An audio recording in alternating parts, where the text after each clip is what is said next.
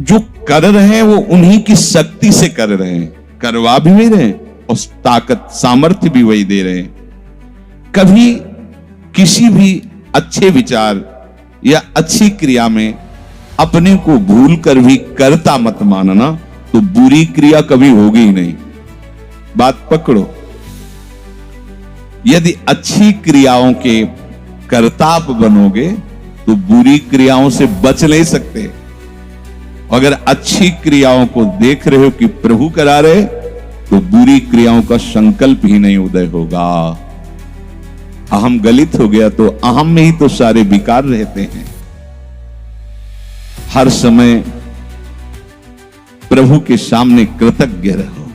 कितनी कृपा, क्या हमसे लेना है आपको? आप तो पूर्ण काम हो, हमें इतना दुलार कर रहे हो। बलिहारी प्रभु, वो बार बार मन उनके चरणों में लौटता रहता है। प्रभु का विधान सर्वज्ञता से पास हुआ है।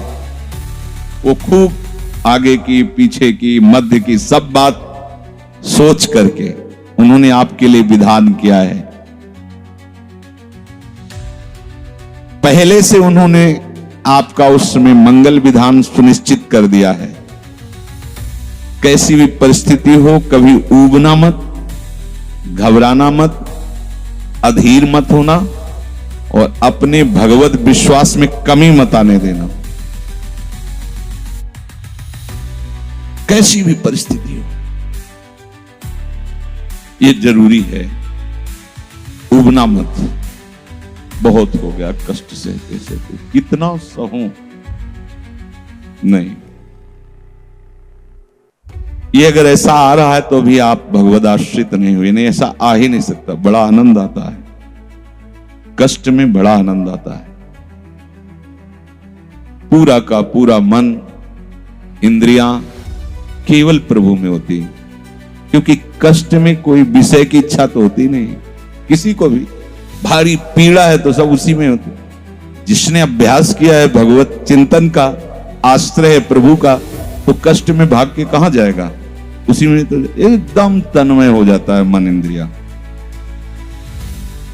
आज जो आप भागवती का अभ्यास करते हो तो आपको पूर्वाभ्यास परेशान करता है ना, विषय चिंतन। और जिसने पूर्व में खूब भजन किया है तो आज विषयों के बीच में भी हो तो उसका भजन कैसे रुक जाएगा? सोचो जरा। आज आप खूब भजन की चेष्टा कर रहे हो पर पूर्वाभ्यास आपको विघ्न पहुंचा रहा है ना। ऐसे ही यदि आपने भजन का अभ्यास किया तो वर्तमान में कैसी भी दुखद, विषयमयी कैसी भी परिस्थिति हो, वो कैसे रुक जाएगा? जब असद अभ्यास सत अभ्यास के बीच में प्रकट हो रहा है तो सत अभ्यास असत की सत्ता कैसे रहने देगा? इसीलिए जो भजन परायण जन होते, भारी से भारी विषम परिस्थिति में भी हर समय भजन करना नहीं होता, भजन नृत्य करता है, वो निहाल हो जाता है। सुख किसे कहते तब आप जानेंगे, सुख का परिचय तब आप जानेंगे जब इतना भरोसा हो कि कैसी भी परिस्थिति हो, उबना नहीं, घबराना नहीं, अधीर मत होना और विश्वास में कमी मत आने देना। यार कब तक भोगूं, कब तक? ऐसे लोग हैं उद्दंडता करते हैं, पाप करते हैं, उनको बुखार भी नहीं होता। भजन में लगे लोगों को देखो कितना कष्ट। ये क्या है प्रभु? कम से कम उनका शरीर स्वस्थ रखो तो आपका यश गा रहे भजन। उनका विधान सर्वज्ञता से भरा हुआ है। तुम अल्पज्ञ हो, तुम वर्तमान की बात सोच रहे हो। वो तीनों कालों को देखकर निर्णय करके परिस्थिति दिया, इसलिए मस्त रहो उनके भरोसे पर। कभी कई बार चर्चा की है प्रताप राय जी की, बचपन से भजन परायण थे, ईश्वर संपन्न घर था, भाई बहन खूब। कुछ दिनों बाद माता पिता पधार गए, पूरा अधिकार। ऐसे भजन में डूबे रहते कि उनका व्यापार था कि जैसे कोई धन लेने के लिए आया तो उसके लिए कुछ गिरवी रखना होता था, आभूषण आदि, और जितनी आवश्यकता है आप धन ले जाइए, और जब धन मिल जाए तो ब्याज सहित उसमें रख जाना और अपना सामान ले जाना। एक बक्सा रखा रहता था और आप माला लिए हर समय भजन करते हुए बड़े वास्तविक आंतरिक वृत्ति से प्रभु में लगे थे। पर उनकी कुल परंपरा का यह व्यापार था। जैसे सदन जी की कुल परंपरा, तो कुछ गृहस्थ ऐसे महापुरुष जो अपने, भगवान भी कहते पर धर्मो भयावहा, तो धर्मो निधनो श्रेया पर धर्मो, वो जो वहां का काजी था उसने देखा कि बिना किसी प्रयत्न के बड़ा आनंद इनके चल रहा है, तो जलन होती, जो भगवत विरोधी जन, विमुख जन होते हैं तो जलन होती है। इसको दूसरे रूप में हम कह सकते हैं कि प्रभु अब उनके भजन का फल देना चाहते थे। दोनों बातें, परिणाम जान गए हैं इसलिए हम कह रहे हैं प्रभु उनके भजन का फल देना चाहते थे, और वो वर्तमान से देखो तो वो द्रोही थे, भगवत द्रोही जन। 3 लोगों ने काजी से मिलकर कहा बड़ा सुख लूट रहा है, हम जाके देखा है, बढ़िया काम बन जाए। वो देखता भी नहीं कि बक्से में क्या रखा गया। तो कुछ कंकड़ ऐसे झोली में, पहले थैली टाइप की झोली होती, गए प्रणाम किया और कहा हमें 10,000 रुपए की आवश्यकता, यहां लिखो उसका तारीख दिन, और चेक भी नहीं कर। वो इतने विश्वास परायण भक्त थे, अभी तक ऐसा कुछ हुआ भी नहीं था। 10,000 रुपए, थोड़ी देर में दूसरा आ गया, थोड़ी देर में तीसरा आ गया, धन था। 2-3 दिन बाद एक आया, 10,000 का ब्याज, 10,000 रुपए उनका, अपनी जहां रखा हो निकाल लीजिए।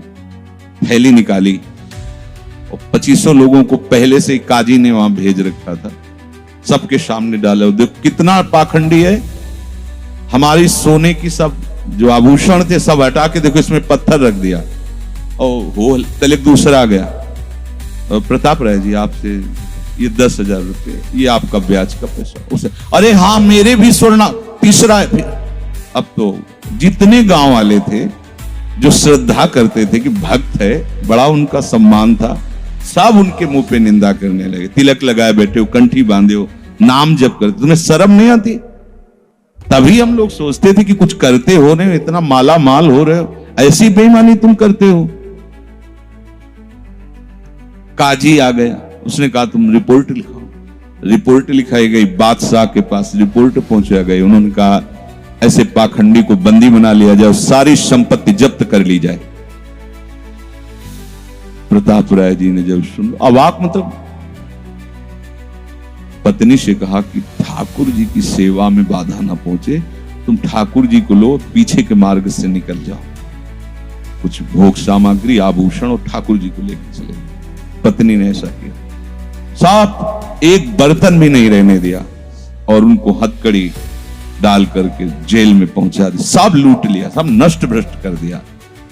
अब आप देखते जाओ। जब वहां पहुंचे तो जो विरोधी जन थे तो उन्होंने कहा कि ठाकुर के बहुत से आभूषण, बड़ी महंगी मूर्ति इनकी ठाकुर की, इनकी पत्नी, उसको तो आपने बंदी नहीं बनाया। सरकारी सैनिकों ने खोज की तो अपने मायके चली गई थी, वहां से उनको बंदी बनाया, ठाकुर जी को ला करके जहां धन का स्टॉक था वहां रख दिया, आभूषण सब उनके, दोनों को एक जगह हथकड़ी बेड़ी डाल। वो ठाकुर जी से एकांत में जेल में कहने लगे कि ये सब लीला तो हमें बर्दाश्त है, लेकिन आप जो हमारे प्राणनाथ हैं, आपको बंद कर दिया गया, भोग नहीं लगेगा, आरती नहीं होगी, आपको शयन नहीं करे, ये हमसे बर्दाश्त नहीं होता। प्राण हमारे ले लो, हम आपकी सेवा के बिना नहीं रह सकते। मुझे ये जो कुछ किया इस तो बर्दाश्त है, पर आप हमारे पास नहीं, आपकी सेवा नहीं, और जीवन भर कुल परंपरा से आपकी सेवा होती, नाथ ये मुझसे बर्दाश्त नहीं होता। विकल होकर के रोए। तो वहीं गलबैया दिए प्रिया प्रीतम जेल में ही प्रकट हो गए, निहाल कर दिया। आगे जो बड़ा चरित्र है, हम ये बताना चाहते हैं कि देखने में तो हमें लगा कि देखो ऐसे महान भक्त के जीवन में कैसी परिस्थिति आई, पर परिणाम देखकर हम ये कह सकते हैं कि ये फल वृत्ति आई, पूरे जीवन के भजन का फल कि सच्चिदानंद प्रभु का साक्षात दर्शन, साक्षात ऐसी महान स्थिति आगे उनकी वर्णन है। यह कह रहे कि ऊबो मत, घबराओ मत, अधीर मत हो, विश्वास में कमी मत होने दो। अब प्रभु ने क्या देखा कि इसे ना संपत्ति के हरण का दुख है और ना इसे किसी सम्मान नष्ट का, पूरे जीवन भर सम्मानित रहे, गांव के सब भगत जी हैं, सब मिटिया मेट हो गया, इस बात का कोई दुख नहीं, केवल मेरी सेवा का सुख। आगे चरित्र में आता है फिर उन्होंने जो लीला की कि बादशाह चरणों में झुका, पूरी समाज के सामने उन तीनों ने स्वीकार किया मैंने कपट किया, फिर जय जयकार। ये तो उनके एक मिनट का काम होता है, ये उनका है। तिनके को ब्रह्मा बना देना, ब्रह्मा को तिनका बना देना, ये उनका तो खिलवाड़ होता है।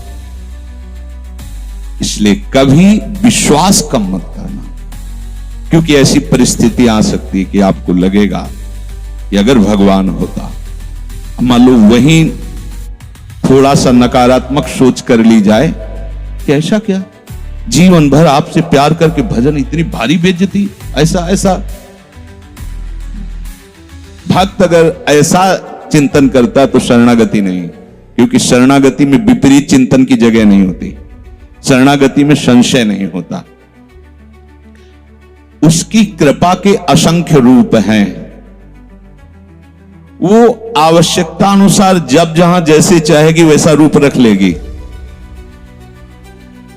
और आप शरणागत हैं तो आपके लिए अब कृपा के सिवा कोई दूसरा होगा नहीं। बैठा लिए हृदय में, आप प्रभु के शरणागत हैं, अब आप पर कृपा ही कृपा होगी। पर लिखा हो कि कृपा असंख्य रूप धारण कर सकती है, कोई भी रूप उसका हो सकता है। अब आदर करना, अब आपके जीवन में केवल कृपा होगी, शरणागत है पर उसका आदर करना। प्रभु के कृपा में, विधान में जो संदेह कर बैठता है, विरुद्ध चिंतन कर लेता है, तो उसको कृपा छोड़ती नहीं है, उसके लिए कृपा भयानक रूप धारण करती है और घेर करके उसको कृपा सिंधु से मिला देती है। और जो हृदय की निर्मलता से, विश्वास से, प्रेम पूर्वक सराहता रहता है, वाह अपना मानकर दंड दिया, बहुत अच्छा किया, आपने जो जो किया ना बहुत अच्छा किया प्रभु। अब लगता है कि आपने मुझे स्वीकार कर लिया, क्योंकि आप कुछ भी करने में अब हिचकते नहीं है, हमसे पूछने की जरूरत नहीं है, आप जो जो कर रहे बहुत। उसके लिए कृपा बहुत मृदु और शांत होकर प्रकाश रूप से उदित होती है और प्रभु के पास पहुंचा देती है। कृपा बख्शेगी नहीं, अपने शरणागत हो, अगर ज्यादा चतुराई करोगे तो भयानक रूप धारण कर लेगी। अब तुम्हें जाना ही है प्रभु के पास, अगर सुलझोगे तो शांत सौम्य होते हुए आपको पहुंचा देगी। तुम विश्वास करो, इसी विश्वास से तुम्हें भगवत दृष्टि प्राप्त होने वाली है। कल हम कुछ उपासकों से बात कर रहे थे कि भैया ऐसा मत समझो कि अमुक समय तक साधना करने पर सिद्धार्थ अवस्था आती है, नहीं, अभी समझ ठीक कर लो, अभी सिद्ध हो जाओगे। अभी ये साधना से नहीं होता, ये समझ से होता है। आपकी समझ ठीक हो गई, अभी वही आचरण आने लगेंगे जो सिद्धों में आचरण। हम लोगों के दिमाग में बैठा हुआ 12 वर्ष 18 वर्ष ऐसा वैसा, 12 जन्म में भी बात नहीं बनने वाली, और 12 मिनट भी बहुत होते हैं। समझ जाओ, जैसे कोई कहे ऐसे ही बोल रहे हो। आपके पास कोई उदाहरण है? भागवत में 11 स्कंद में तितिक्षु ब्राह्मण का चरित्र पढ़ लो, और ये भगवान श्री कृष्णचंद्र जो उद्धव को उसका चरित्र सुना रहे, मतलब उसका यश गान कर रहे हैं। और वो खुद कह रहा है कि मैंने जीवन में कभी कोई साधन भजन की बात जाने तो धर्म नहीं किया। हुआ क्या? कृपा उदित हुई, सर्वनाश का खेल हुआ और उसकी एकदम समझ ठीक हो गई। समझ पढ़ लेना उसकी। जिनके लिए मैंने पूरा जीवन, वो मुझे त्याग रहे। जिस धन को ना मैंने प्रयोग किया ना किसी को करने दिया, उसका अपहरण हो गया। जिस शरीर को मैं माना वो बुढ़ापे में जा रहा है। ये हो क्या रहा है?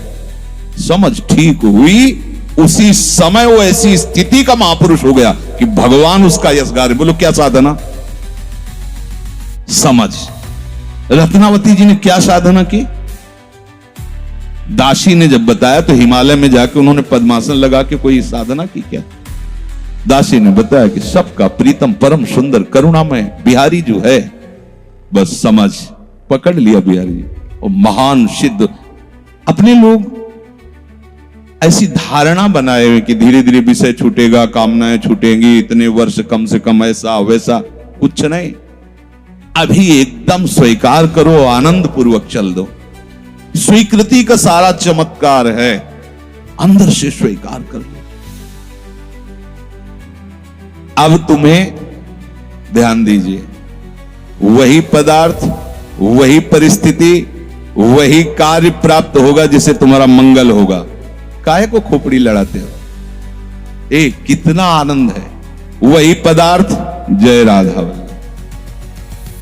जो गीता जी में वर्णन कर रहे थे कि यदि विषय का राग पूर्वक चिंतन किया जाए तो चिंतन मात्र से सर्वनाश हो जाता है।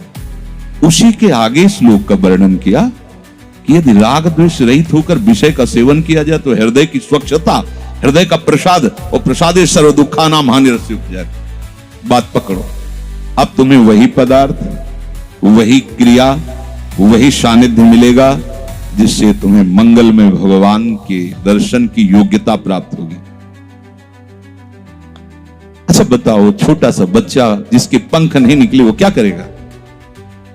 शुद्ध शरणागति का स्वरूप अजात पक्षा यु मातरम। तो आप शुद्ध शरणागति तो बनना चाहते हैं ना? उस बच्चे की योग्यता कितनी है? चे चे करके केवल मां की तरफ देखना, तो राधा राधा बोल के केवल लाडली जी की तरफ देखना हमारी। उस बच्चे पर यदि कोई प्रहार करने के लिए जीव आ रहा है तो माता पिता का कर्तव्य है, उससे तो पंख ही नहीं निकले तो अपना बचाव क्या करेगा? तो काम क्रोध लोभ आदि यदि आप पर आक्रमण कर रहे हैं तो आप बचाव कहां करने लायक हैं? तो आप इधर चे चे करके देखिए, राधा राधा राधा राधा राधा। और सही पूछो, जब ऐसी शरणागति आएगी तो आएंगे ही नहीं। वो भी भगवत प्रेरित आते हैं, भगवत प्रेरित। नहीं, देवर्षि नारद जी के हृदय में कहां काम था? पूरी लीला करके काम हार गया, और जब अहंकार आ गया तो छूट दे दी, तो देख लो क्या हो गया। समझना बस। सारी ये जो परमार्थ का खेल है ये सब समझ का है। आश्रय से जो भगवान कहते हैं कि बुद्धि योगम ददामिते, बस ये बुद्धि योग हो गया कि मस्त हो जाओगे। तेषाम सतत युक्तानाम भजताम प्रीति पूर्वकम ददामि बुद्धि योगम तम। अब जो भी पदार्थ, जो भी क्रिया, जो भी सानिध्य, वो कृपा के द्वारा होगा। अब हमें उसमें न राग करना न द्वेष करना है। और इसका परिणाम क्या बताया? हृदय की स्वच्छता, परम प्रसाद और बुद्धि का भगवान में स्थित हो जाना। अब वो प्रतिकूल हुआ या अनुकूल हुआ? अगर प्रतिकूल हुआ तो आपने सोचा गलत सिद्धांत। अगर ये बात हम ना माने होते तो इससे सावधान रहते तो हमारे वो होना था। प्रभु का विधान था, उसमें कुछ है, बाद में देख लेना। उसका वो परिणाम होगा जो तुम नहीं निकाल सकते थे। उस प्रतिकूल पदार्थ, वस्तु, व्यक्ति के सानिध्य से वो ठीक हुआ है जो ठीक होना था। प्रभु ने भेजा है। अब तो तुम निश्चिंत हो जाओ, अब भय ना करो। समझ ला? प्रभु सर्वज्ञ हैं, तुम उनके भरोसे हो गए हो। अब कोई तुम्हारा मंगल कर ही नहीं सकता। बोले काम आता है, क्रोध आता है, गंदी बातें मन में रहती हैं। कहा जाता है जब ये तक हृदय में रहेंगे तब तक तुम्हें भगवत प्राप्ति नहीं होगी। शास्त्रों में खूब खुला वर्णन है, चाहे जहां देख लो। त्रिविधम नरकस्येदम द्वारम नाशन मात्मनः कामः क्रोधा तथा लोभा। तस्मादे त्रयम त्यजेत, काम क्रोध मद लोभ शब नाथ नरक के पंथ।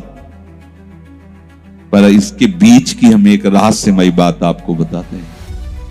यदि आपने भरोसा लाडली जी का कर लिया है और ये हैं, तो इनकी सत्ता नहीं, ये आने जाने वाले हैं और इनसे कुछ भी आपका नहीं बिगड़ने वाला।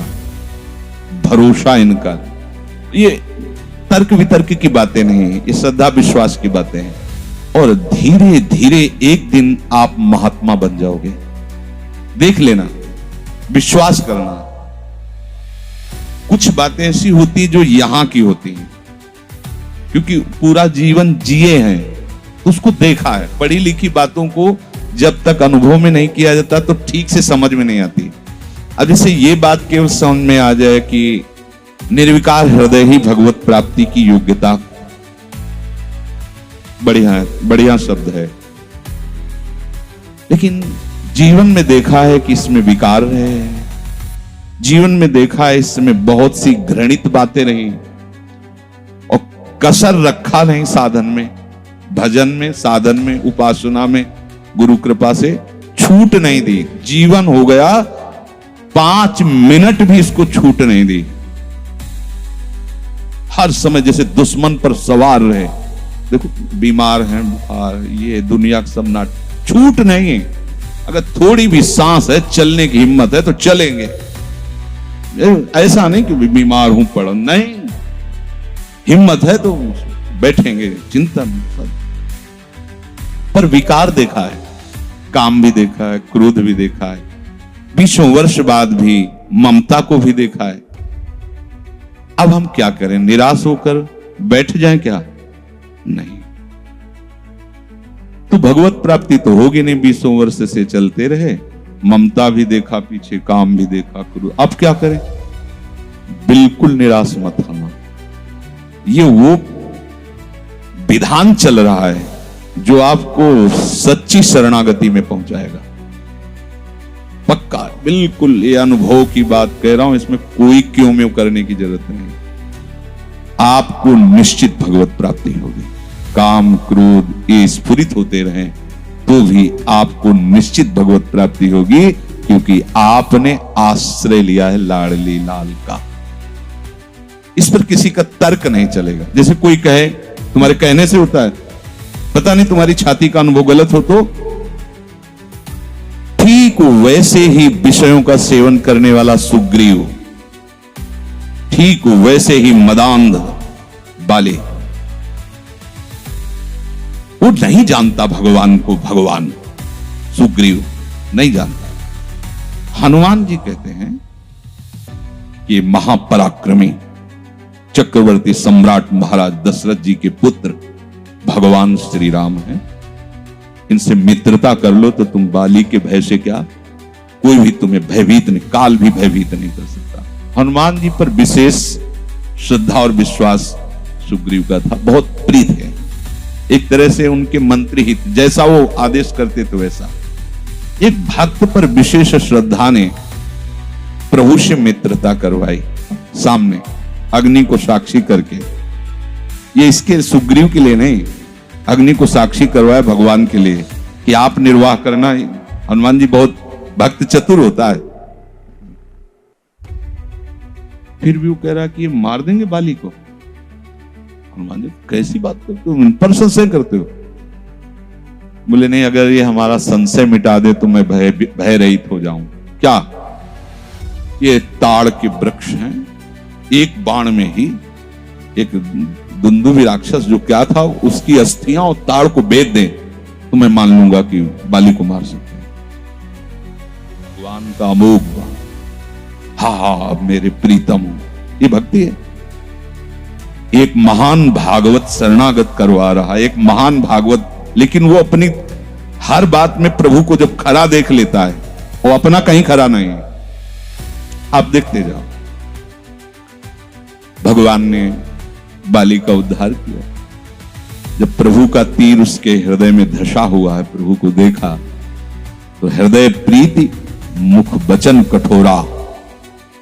भगवान की तरफ देखकर हृदय में तो अपार प्रीति का हो भाग्य, हो भाग्य। क्योंकि चलते समय उसकी पत्नी ने बता दिया था होश में, जो भगवान है वही है, दूसरा नहीं। उनका भगवान समदर्शी, मेरे से बैर क्यों करेंगे? कोई सुग्रीव इतना बड़ा भगत तो है नहीं, बचपन से जानने, दोनों भाई हैं, दोनों एक जैसे, तो मैं बैरी हूं और वो प्यारा हो, ऐसा क्यों हो सकता है? वो तो समदर्शी। जो भगवान ने बाण मारा तो यही प्रश्न किया, बोला चितई राम की ओर, हृदय प्रीति मुख बचन कठोरा, बोला चितई मैं बैरी सुग्रीव प्यारा, कारण कवन। शब्द देखो, नाथ मैं मारा, मैं भी तो आपका हूं। नाथ शब्द दासत्व से, मैं भी तो आपका हूं, प्रभु मुझे मारा और इसको आपने प्यार किया, क्या खास बात थी? तो भगवान ने यही बताया कि तुमने सुन रखा था कि मेरी शरण में आ गया है, बस। अब आप देखो क्या नहीं है सुग्रीव के पास। और आगे उसी चरित्र के सर्वज्ञ लेखक गोस्वामी श्री तुलसीदास जी लिखते हैं कि जेहि अग बधेउ व्याध जिमि बाली, सोई सुकंठ पुण्य कीन कुचाली। कुचाली सब वही कुचाल की। इसकी व्याख्या नहीं करनी है, केवल समझना है। महाभागवत परम वंदनीय विभीषण जी, सोई करतूती विभीषण केरी, सपन हो राम तिंत, जन अवगुण प्रभु मान न काऊ, दीन बंधु अति मृदुल स्वभाव, रहत न प्रभु चित चूक किए की, करत सुरत सहबार ये की। इसने मुझे अपना माना बस। और ये तो हरि का स्वभाव वर्णन किया। और लाडली जो हरि के वात्सल्य समुद्र की सार, वात्सल्य समुद्र सार। यहां तो नेक हो नरिस को भूल हो न हो सके। ये कभी हृदय में सोचना कि मेरा हृदय विकारी है, तो पहली गलती तो आपने हृदयेश्वर के नाम ही हृदय नहीं किया। और दूसरी बात, अब मुझे परवाह क्या है? जब उन्होंने कहा मैं तुम्हें पास कर दूंगा, तो मुझे परेशानी क्या है? ककारा भी लिखना नहीं आता, उन्होंने अच्छे से नंबर ऊपर रख दिए तो हमारा काम बन गया। तो हमें अपनी शरणागति पर कभी अविश्वास नहीं करना। हमें अपनी स्थिति को देखकर कभी अपने प्रभु पर प्रश्नवाचक चिन्ह नहीं लगाना, तो इसका परिणाम होगा भगवत प्राप्ति। बिल्कुल आप अच्छे से समझ लो, हमारी आपकी बुद्धि एक भुनगे की तरह है और यात्रा ऐसी कि गरुड़ भी नहीं पार कर सकते। जाना वहां है जहां गरुड़ भी नहीं पार कर सकते। चाहे जितना उड़ान उड़े, आकाश का ओर छोर नहीं। जहां भी जाएंगे आकाश मिलेगा, भुनगा कितना उड़ेगा। अब क्या करें? वो वहीं से पुकारे, वो उनको आने में देर नहीं है, उनको आने में। बस शांत हो जाओ, आश्रित हो जाओ, किसी अन्य का भरोसा नहीं। जो कुछ अन्य आपके हृदय में बचा है वो उनका कार्य है, वो सब सुधार लेंगे। बात मान लेना हमारी।